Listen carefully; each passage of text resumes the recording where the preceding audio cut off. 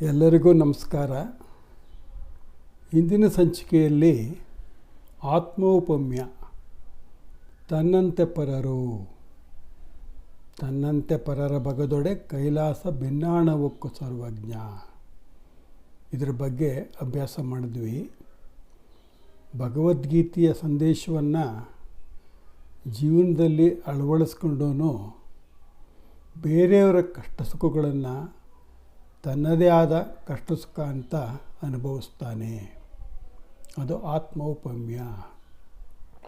ಇವತ್ತು ಭಗವದ್ಗೀತೆಯಲ್ಲಿ ಕೃಷ್ಣ ಪರಮಾತ್ಮ ಹೇಳಿದಂಥ ಒಂದು ಅತ್ಯುತ್ತಮವಾದ ಒಂದು ಅಭಿಪ್ರಾಯ, ಸಂದೇಶ ಏನು ಅನ್ನೋದ್ರ ಬಗ್ಗೆ ಅಭ್ಯಾಸ ಮಾಡೋಣ. ಕೃಷ್ಣನೇ ಹೇಳಿದ್ದಾನೆ, ಇತಿ ಮೇ ಪಾರ್ಥ ನಿಶ್ಚಿತಂ ಮತಮುತ್ತಮಂ. ಅರ್ಜುನ, ಇದು ನಿಶ್ಚಿತವಾಗಿಯೂ ನನ್ನ ಉತ್ತಮವಾದಂಥ ಅಭಿಪ್ರಾಯ ಇದು ಅಂತ. ಎಲ್ಲಿ 18ನೇ ಅಧ್ಯಾಯದ 5ನೇ ಶ್ಲೋಕ ಮತ್ತು 6ನೇ ಶ್ಲೋಕ. ಯಜ್ಞದಾನ ತಪಕರ್ಮ ನ ತ್ಯಾಜ್ಯಂ ಕಾರ್ಯಮೇವ ತತ್, ಯಜ್ಞೋದಾನಂ ತಪಶ್ಚೈವ ಪಾವನಾನಿ ಮನೀಷಿಣಾಂ, ಏತಾನ್ಯಪಿತು ಕರ್ಮಾಣಿ ಸಂಗಂ ತ್ಯಕ್ತ್ವಾ ಫಲಾನಿ ಚ ಕರ್ತವ್ಯಾನಿ, ಇತಿ ಮೇ ಪಾರ್ಥ ನಿಶ್ಚಿತಂ ಮತಮುತ್ತಮಂ. ಅಂದರೆ ಯಜ್ಞ, ದಾನ ಮತ್ತು ತಪಸ್ಸು, ಈ 3 ಕರ್ಮಗಳನ್ನು ನಾವು ಮಾಡಲೇಬೇಕು. ಇವು ನಮ್ಮ ಜೀವನವನ್ನು ಪಾವನಗೊಳಿಸುತ್ತವೆ, ಪರಿಶುದ್ಧಗೊಳಿಸುತ್ತವೆ. ಪರಿಶುದ್ಧ ಜೀವನ ಪರಮಾರ್ಥ ಸಾಧನ.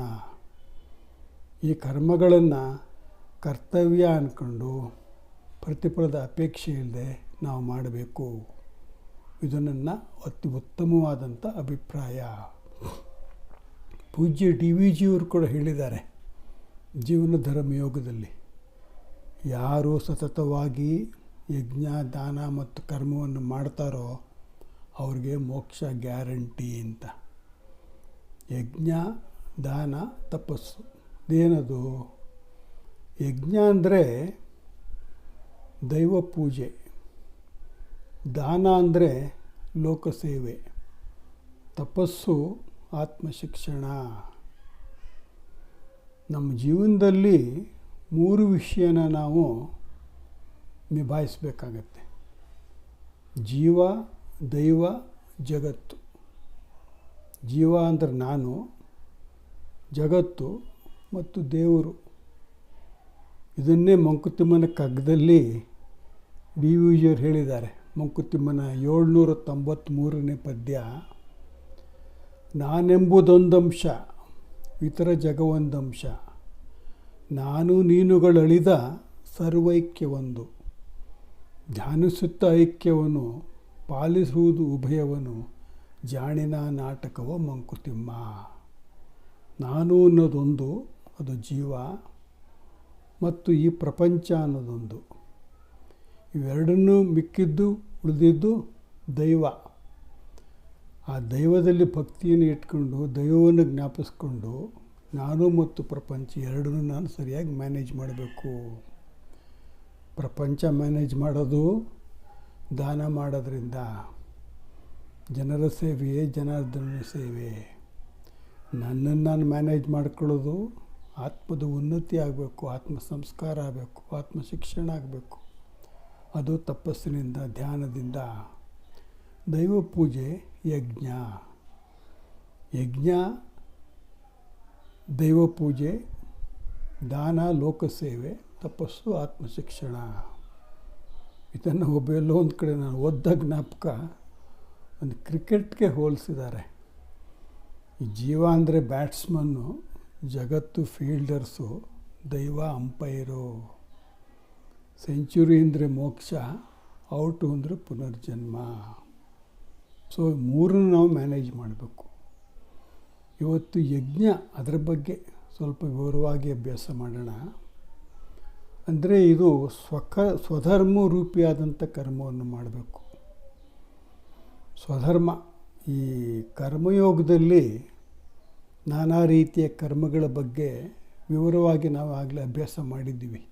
ಸ್ವಕೃತ ಕರ್ಮ, ಪ್ರಾಕೃತ ಕರ್ಮ, ಅಕರ್ಮ, ವಿಕರ್ಮ, ನಿಯತ ಕರ್ಮ, ನಾನಾ ರೀತಿಯ ಕರ್ಮಗಳು. ಅದರಲ್ಲಿ ಸ್ವಧರ್ಮ ಬಹಳ ಮುಖ್ಯ, ಇಂಪಾರ್ಟೆಂಟು.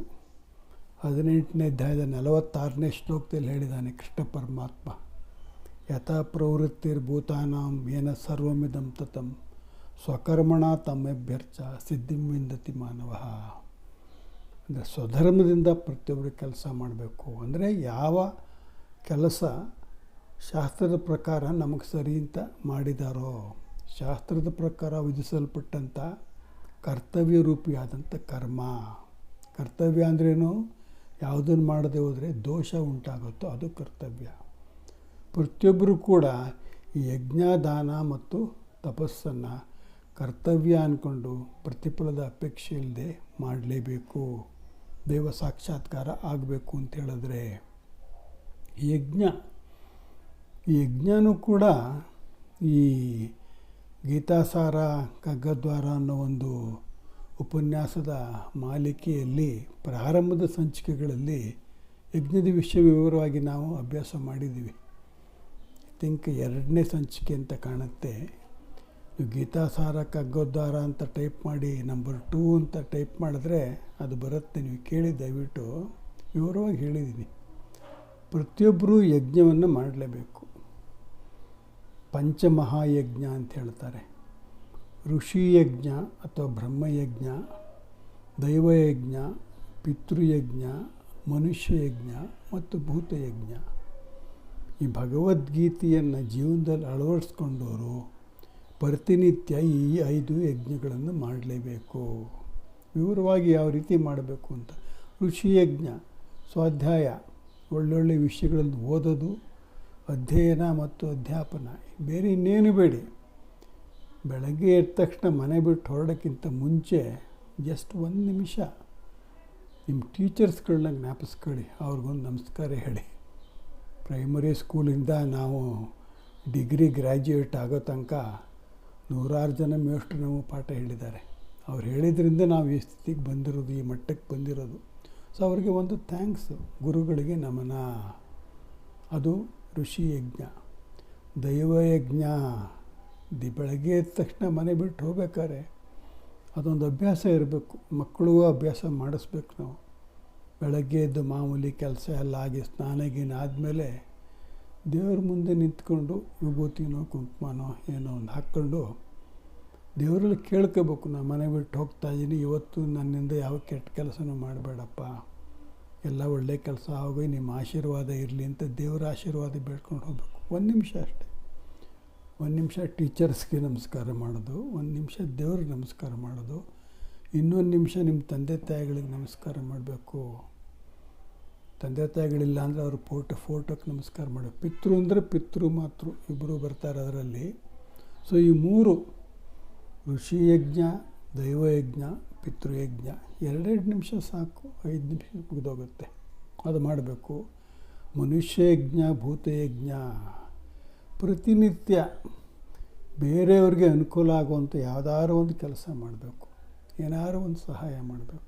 ಕಷ್ಟದಲ್ಲಿರೋರಿಗೆ, ರೋಗಿಗಳಿಗೆ, ಬಡ ವಿದ್ಯಾರ್ಥಿಗಳಿಗೆ, ಅನಾಥಾಶ್ರಮಕ್ಕೆ, ಏನಾರಾಗಲಿ ಬೇರೆ ಮನುಷ್ಯರಿಗೆ. ನರನ ಸೇವೆಯೇ ಜನಾರ್ದನ ಸೇವೆ, ಜನರ ಸೇವೆಯೇ ಜನಾರ್ದನ ಸೇವೆ ಅಂತಾರಲ್ಲ.